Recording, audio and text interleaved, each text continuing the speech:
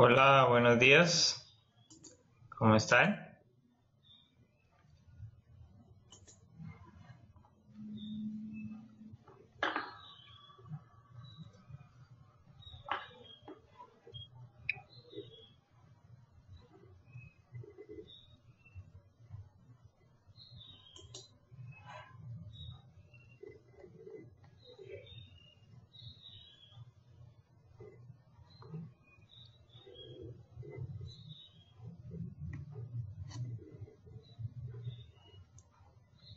Buenos días.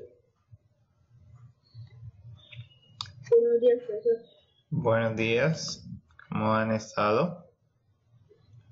Bien, profesor. Bien, también.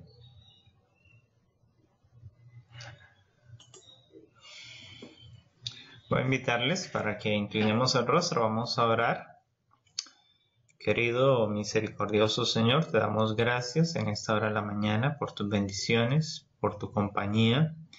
Queremos pedir, Señor, que tú puedas bendecir cada una de las familias que representan los estudiantes del grado séptimo. Tú, Señor, sabes qué necesidades pueden haber en el seno de cada hogar.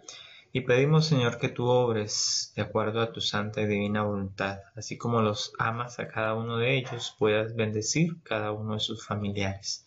En el nombre de Jesús. Amén.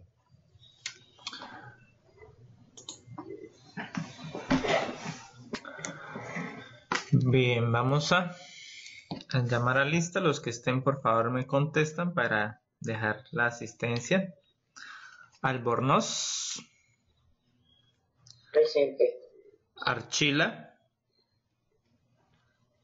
Bastos. Presente.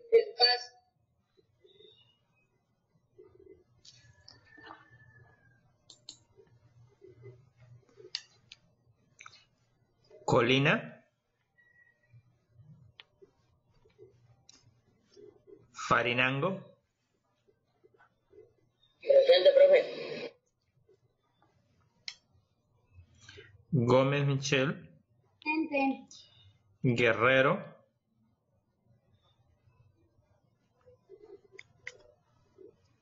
Higuera. Jiménez Dana.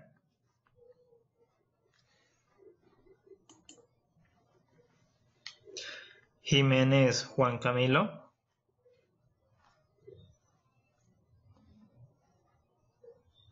Leal Paredes. Presente. Leal Rivera. Presente. Maldonado. Presente. Merchan. Presente. Otávalo. Hola, profe. Buenos días. Buenos días. Quintero. Presente. Ramírez. Rocha. Presente. Rodríguez Julián. Presente. Sáenz.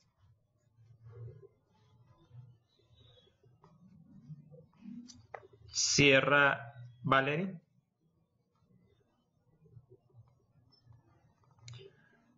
Talero Juan Andrés. Talero Juan Pablo. Presente. Presente. Valencia Jefferson. Valencia Karen. Valencia Gabriela. Presente. Ok, gracias. Bien, en esta mañana, antes de ir a explicarles los detalles, vamos a hablar un poco sobre una de las conquistas y colonizaciones que encontramos en la Biblia. Así que si tienen la Biblia por allí a su mano, le invito a que la busque para que pueda leer. Sin embargo, en la pantalla voy a compartir pues un texto que está en internet para que pues los que no tienen la Biblia por ahí la puedan tener, la puedan visualizar. Entonces, del profeta Daniel, que encontramos en el Antiguo Testamento, nosotros tenemos el relato en el primer capítulo de este libro. Nosotros encontramos esta pantalla. No, todavía no he compartido. Todavía no. ¿Ya la ven? Todavía no. A ver, descompartimos y volvemos a compartir.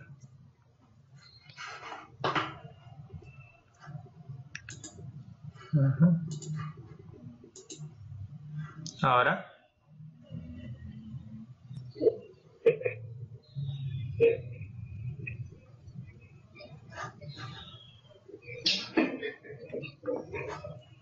No, profe, todavía no ahorita, antes de profe.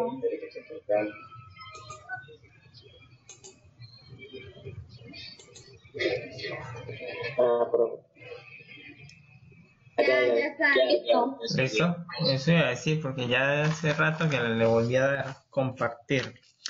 Bien, entonces allí vemos el texto que tenemos de la Biblia. Como les decía, entonces, primer capítulo del libro de Daniel, nosotros podemos leer lo que tiene que ver con la conquista de Babilonia sobre el reino de Judá. El reino de Judá era por decirlo de esta manera, en los días del rey David y del rey Salomón, el reino de Israel era un reino grande y poderoso que estaba conformado por las 10 tribus originales que habían salido de Egipto.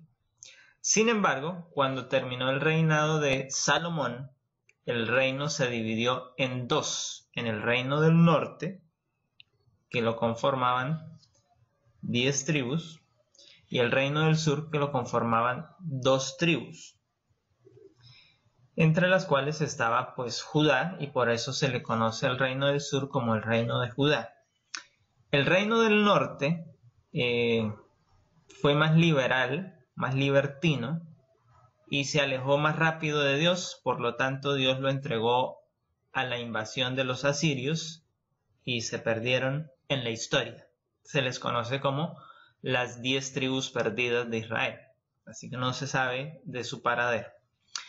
Pero cuando ocurre la invasión de Babilonia sobre el reino de Judá, es decir, sobre el reino que quedó hasta los tiempos de Jesús y un poco más adelante, todavía se perdura ese reino, a pesar de todas las inconsistencias que les llevó la vida por sus propias decisiones.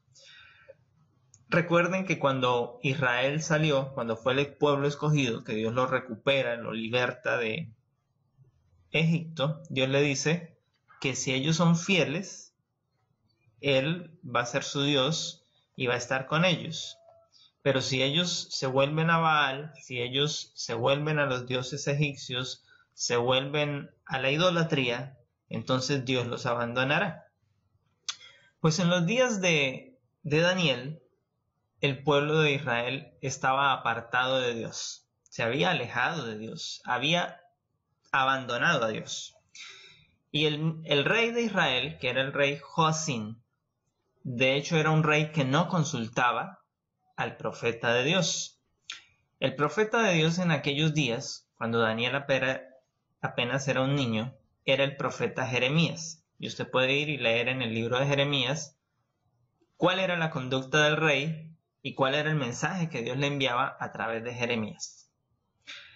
Entonces, el rey Joacín no le gustaba escuchar lo que Jeremías tenía que decirle, porque Jeremías constantemente le daba un llamado de parte de Dios a buscar a Dios, a regresar a Dios y a hacer su voluntad. Y dentro de ese contexto de hacer la voluntad en ese momento para el pueblo de Israel que había pecado, que había ido en contra de Dios, entonces estaba el hecho de que Dios los iba a castigar, les iba a dar una lección, y había dos formas de dársela. O el pueblo era obediente a lo que Dios le iba a decir para que ese paso por ese aprendizaje, que sería duro, fuera más llevadero, o si no, pues se desarrollaría la historia que conocemos.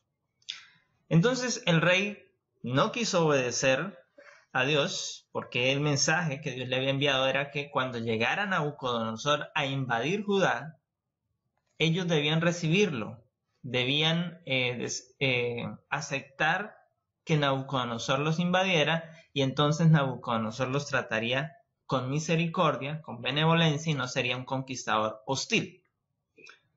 Pero eso no ocurrió, porque el rey no escuchó. Entonces tenemos el relato que está aquí. En el tercer año del reinado de este rey, el rey Joacín, el reino de Judá fue invadido ¿por quién?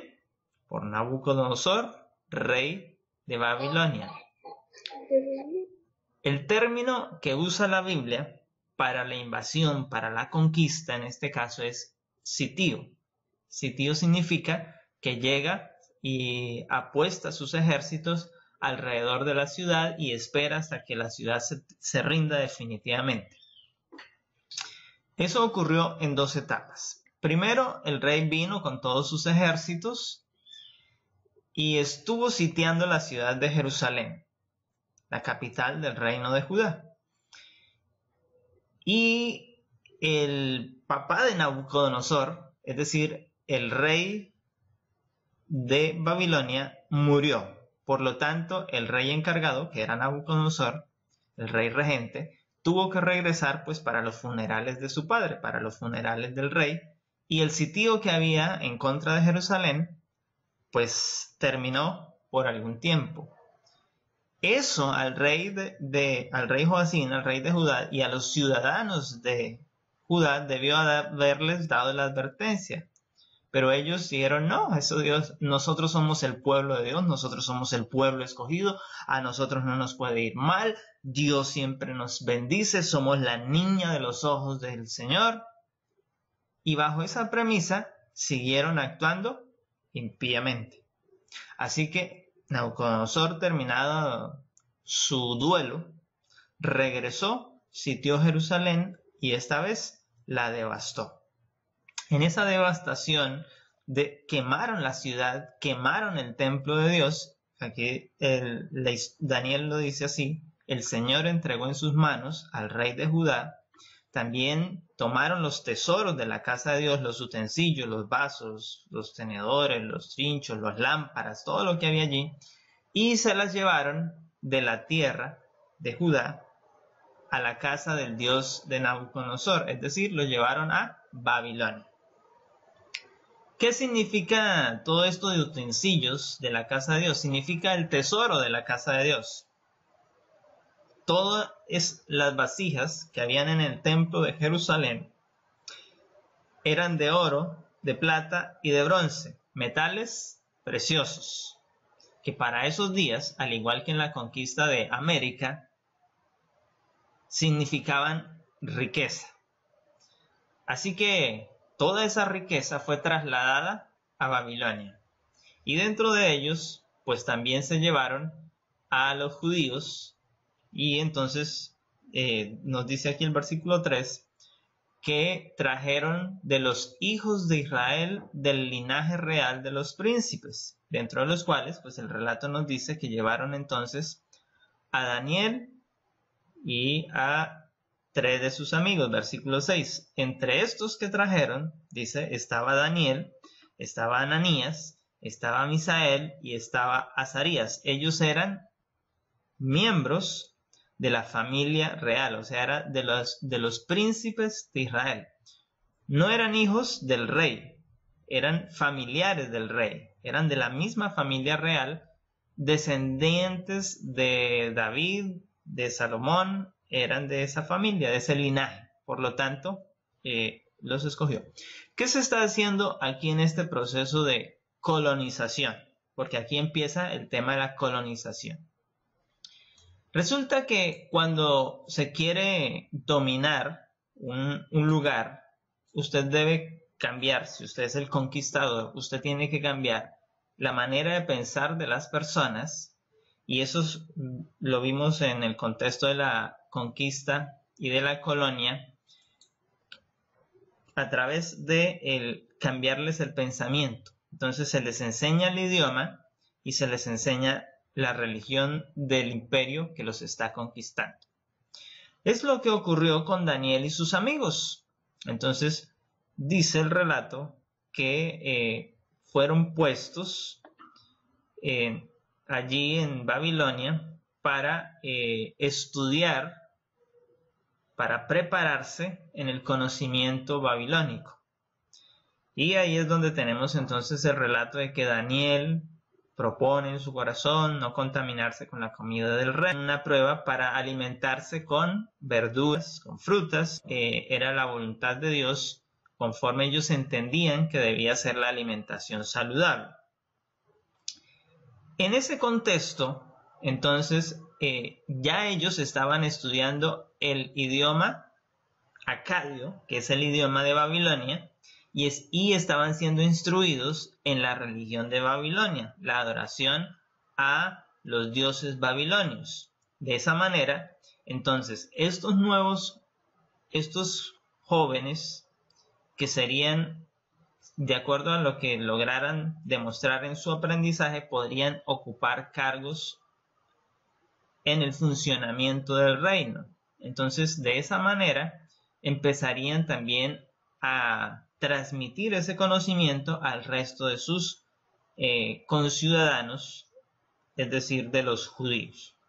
Entonces, aquí se nos dice, dentro de la historia de Daniel, que propuso en su corazón, que fueron probados por 10 días, que se les dieron legumbres a comer y agua a beber. Entonces viene el día del examen. Dentro de pocos días va a ser el examen de estado, ¿no?, de los estudiantes de 11, el 7 de noviembre. Es algo así que hicieron allí en Babilonia. Entonces se evaluó a Daniel, a sus amigos y a muchos otros jóvenes que habían llevado. Aquí Daniel solo colocó pues su círculo de amistad dentro del relato para decir, para ponerle énfasis en esa amistad que había entre ellos y porque eran los de la familia real. Pero no fueron los únicos que fueron llevados y que fueron sometidos a este proceso. Muchos otros jóvenes de otros reinos, de otras provincias, también estaban allí, que estaban en el mismo proceso. Y por eso aquí se nos dice que al cabo de los 10 días, el rostro de ellos fue mejor, fue más robusto que el de los otros muchachos. ¿Cuáles otros? Si aquí en el relato no había mencionado otros, pero aquí se nos nombra otros.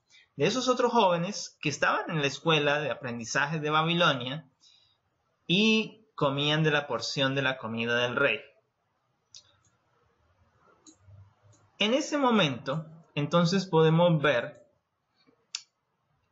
que pasados los 10 días llega la fecha del examen. Son traídos delante del mismo rey y es el mismo rey quien estará haciéndoles el examen. Y dice el versículo 19 que el rey habló con ellos y no fueron hallados entre todos ellos en la escuela, entre todos los que estaban presentando el examen, como Daniel, Ananías, Misac y Azarías, pues estuvieron delante del rey en todo asunto de sabiduría, de inteligencia que el rey les consultó, los halló 10 veces mejores que todos los magos, astrólogos que habían en todo su reino. Es decir, que estos 4 jóvenes llegaron a superar aún a los maestros, porque esos son los que les estaban enseñando, los magos, los astrólogos, los sabios de Babilonia. Y dice que no, ni siquiera ellos daban el nivel que habían desarrollado Daniel y sus amigos. Entonces ahí vemos ese proceso. Es un proceso que nos está relatando en el contexto que nosotros estamos estudiando de una colonización, primero de una conquista y de un proceso colonizador. para colonizar la mente del pueblo judío. Y si usted sigue leyendo los relatos que continúan en los siguientes capítulos, pues vamos encontrando más elementos de ese proceso de colonización. Israel, el pueblo, y Daniel pasaron 70 años en Babilonia, o sea, 70 años duró el proceso de colonización, hasta que se levantó otro rey, o hasta que cayó Babilonia como reino, y se levantó otro reino y fue más benevolente. También había que tener en cuenta que el mensaje de Jeremías era que pasarían 70 años en Babilonia. Como no quisieron hacerlo de la mejor forma, entonces les tocó a la mala. De esa manera, podemos encontrar muchas otras historias en la Biblia que nos relatan elementos similares. ¿Qué queremos con esto? Mostrarle a usted que la historia tiende a repetirse. Hay muchos eventos a lo largo del desarrollo histórico que se asemejan a los relatos de la Biblia, porque los procesos de conquista y de colonización no solo fueron del continente americano, sino que ha sido un proceso a lo largo de la historia humana. Entonces, cada vez que un imperio se ha desarrollado, cada vez que ha surgido una nueva fuerza en el mundo, pues estos han venido a desarrollar procesos de conquista y de colonización. Actualmente nosotros en el mundo podemos ver naciones, Estado, y pareciera y acusan a Estados Unidos. Ha hecho mucho. China es un imperio que está obstaculizando por un lado a tener ese choque entre estas dos naciones. En el 2020 hemos visto que ese choque se ha trasladado al aspecto comercial, al aspecto tecnológico, y ahorita están en un nivel que se llama el aspecto armamentístico. Las dos naciones exhiben ante el mundo el poder en armas, el poder destructivo, el poder bélico, para verse como poderosos. Así que estamos a las puertas de un proceso de expansión imperial, de desarrollo de uno de estos imperios. Alguno de los dos tiene que ceder para que el otro crezca. Si los dos se mantienen en esa línea, pues terminaremos en una confrontación de armas que afectaría a muchos sobre la faz de la tierra. De esta manera, entonces estamos hablando o contextualizando lo que son los temas que hemos trabajado en este periodo. Recuerde que nosotros empezamos con un tema que se llama el derecho internacional humanitario. Yo pregunto en este momento, ¿consideran que el proceso de conquista y de colonización pudo ser acorde al derecho internacional humanitario? ¿O creen ustedes que se violaron los derechos de los pueblos originarios de América?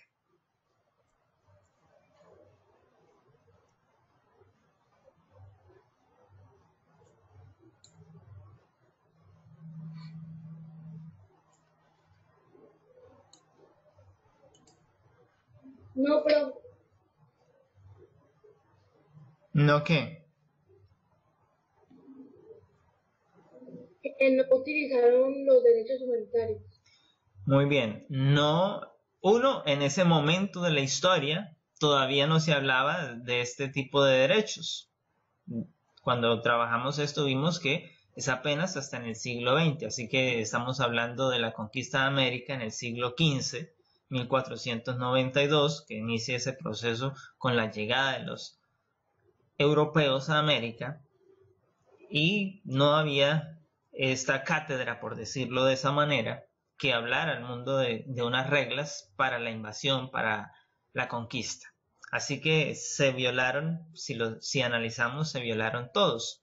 Porque uno de estos derechos nos dice que hay que garantizar la vida de los que no están en la confrontación, es decir, de esas tribus indígenas que estaban en América, que no trataron mal a los españoles, que no los combatieron, sino que fueron pueblos amigos.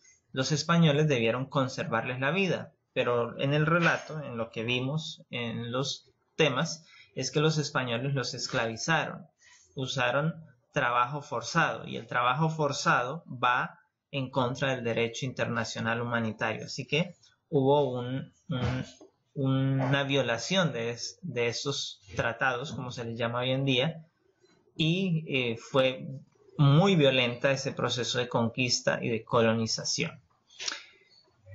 En el trabajo que ustedes desarrollaron en una parte, el taller de exploración y colonia en Colombia, en lo que tiene que ver con la parte central del país y la parte oriental, ustedes pudieron ver que el conquistador más destacado fue Gonzalo Jiménez de Quesada. ¿Hasta dónde llegó en ese proceso de conquista este conquistador?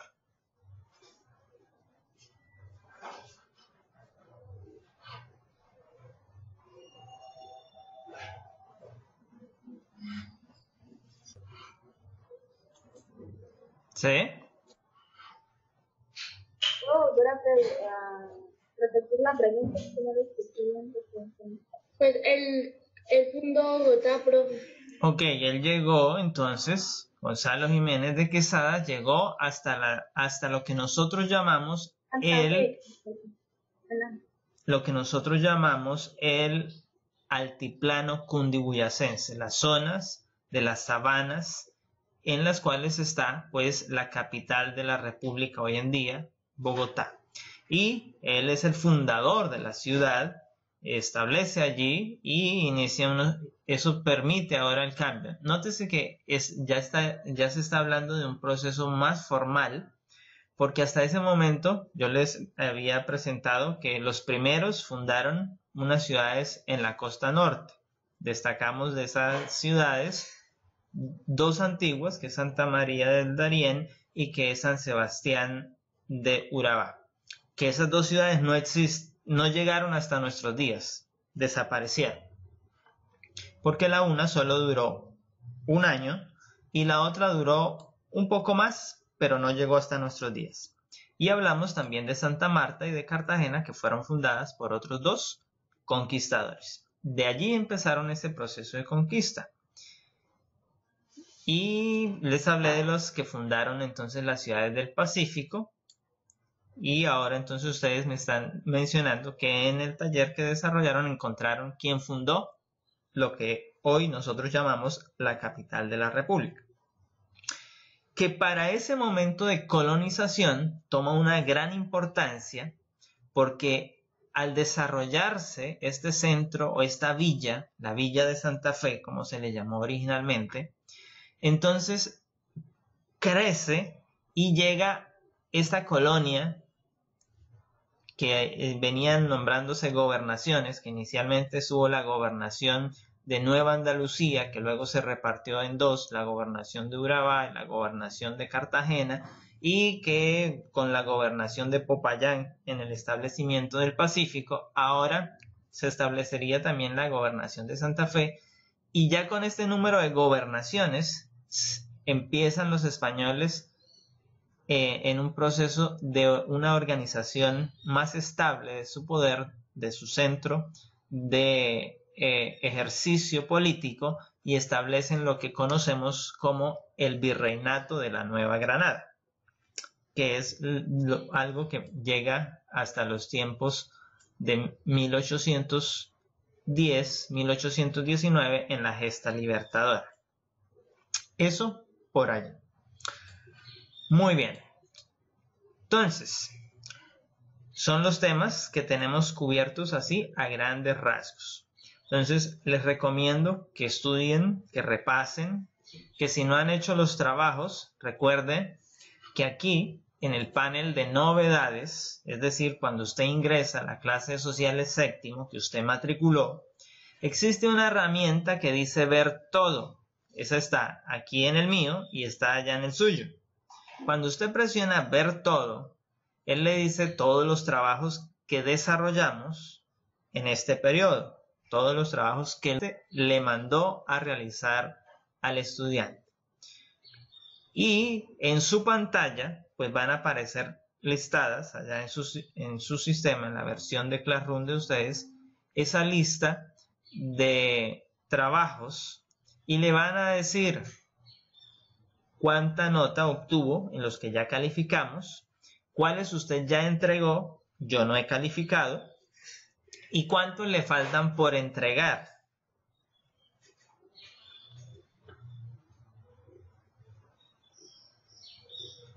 Entonces a mí me parece que este periodo nosotros realizamos un trabajo que se llamaba las Fuerzas Armadas, otro segundo que se llamó Colonias Españolas, un tercero que se llamó Economía Colonial y un cuarto que se llamó Taller de Exploración y Colonias de Colombia, o sea, 4 asignaciones en el periodo.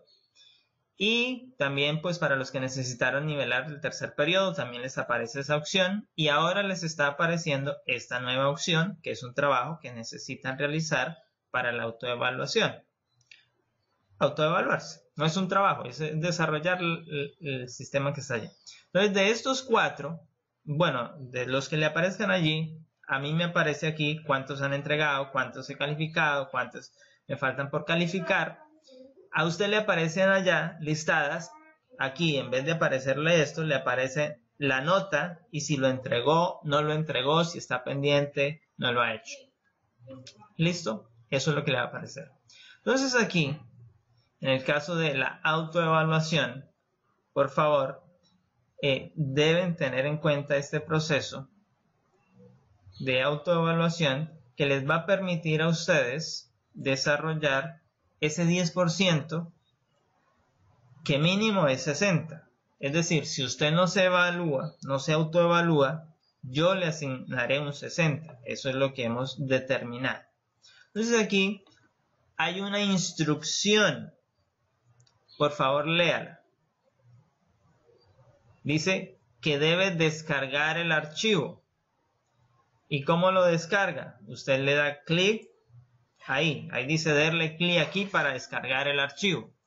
Entonces eso lo va a llevar a esta otra pantalla, esta otra ventana, porque él va a abrir una ventana donde se va a abrir el archivo.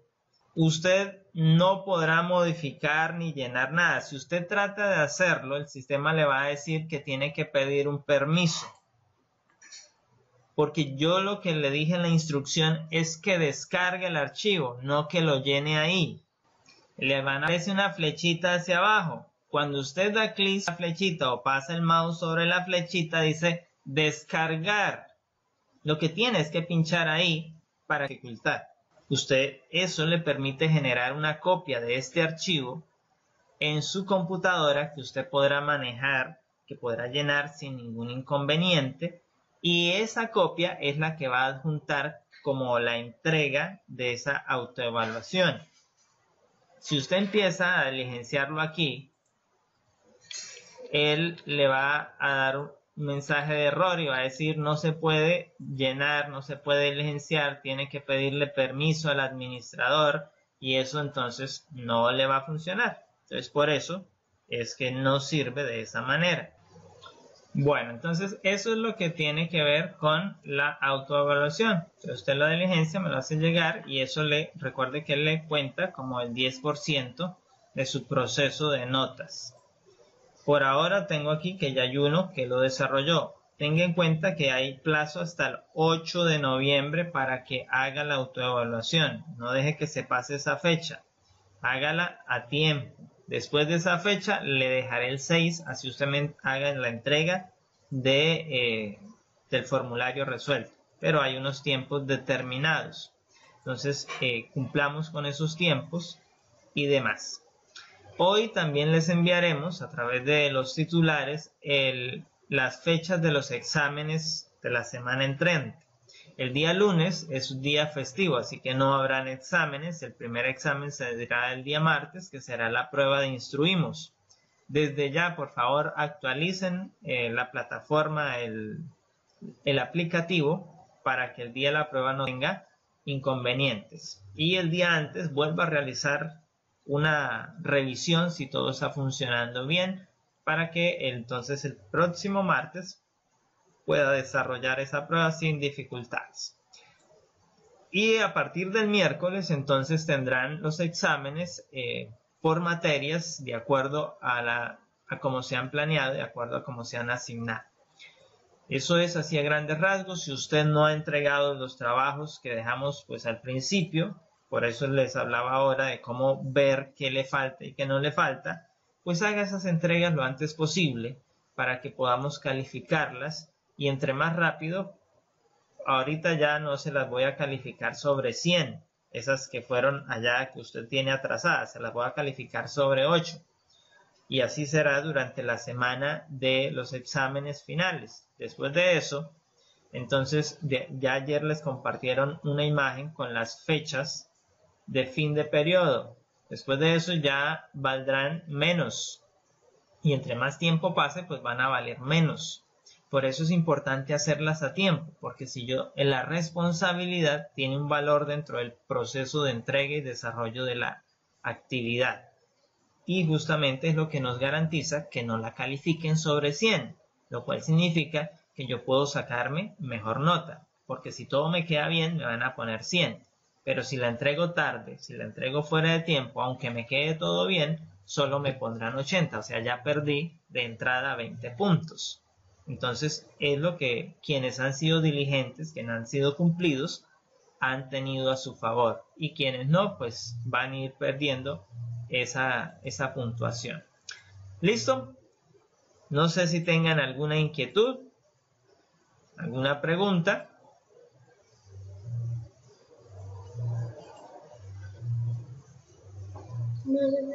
De no haber preguntas, pues les invitamos una vez más para que puedan repasar, para que revisen, hagan los trabajos que no hicieron y podamos entonces terminar el año satisfactoriamente. Deseamos que tengan un día feliz, que el Señor les bendiga